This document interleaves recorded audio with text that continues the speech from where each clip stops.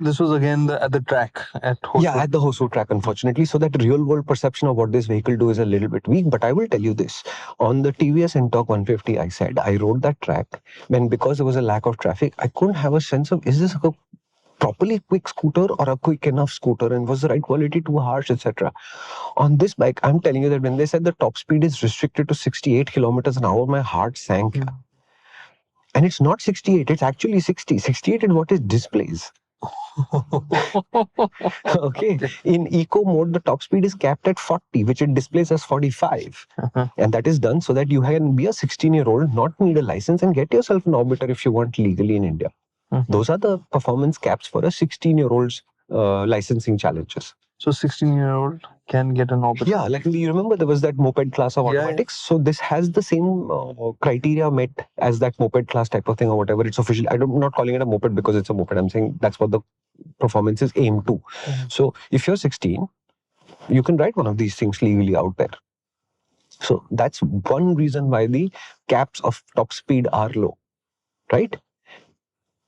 The throttle calibrations in both the modes are flawless and they're exactly the same except for the speed cap, right? So when I put that in your head and I say 68 kmph, you're thinking slow and boring. I am not thinking slow and boring. I was entertained. Was I blown away? There was so much action. No. You were entertained. There was enough. Because for that track, this is obviously a slow scooter. We've ridden some stuff that is much faster than that. But at no point did I say, you know what, I will not go around one more time at this track because this track is just useless. I mean, it is, right? 400 meters, take a U-turn and come back, and 400 meters, take a U-turn. How entertaining could it possibly be? But as I rode this Orbiter more, I realized it doesn't feel as boring as the spec says it should be, which is excellent if they're targeting the youth. It does do quality levels higher than you expect, especially when you start putting the price and the rivals in place, which means that aspirational value of saying, I don't want something to look cheap because it's cheap. I want it to look good.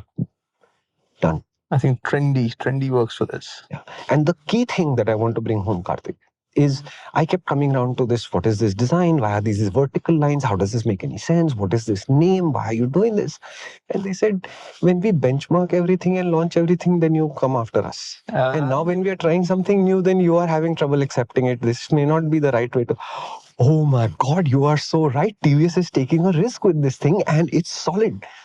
When you showed me the pics, the last thought that flashed in my head was, TVS has done something that nobody else has. Yes. Now. And I was like, dude. Yes, it's exactly that. They have stuck their necks out and they have built this. Now, whether you think they've stuck their necks out and built a turtle or they stuck their necks out and built a giraffe is not germane to this.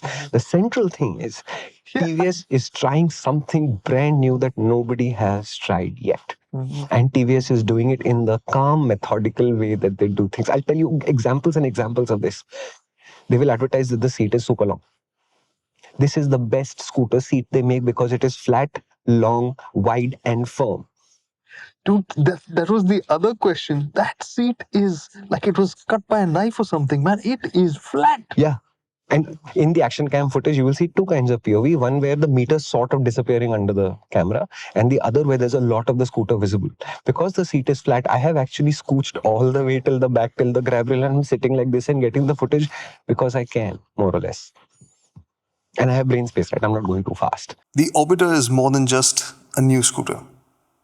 It's something new from TVS, a new thought process. And why is that important? And will it live up to the expectations that TVS sets when they do something new? You can find out by watching the entire video. This was just a small clip that you saw, and that video is playing on the MotorInc app. The app is free to download and to sign up on, and the video there will be available for free as well.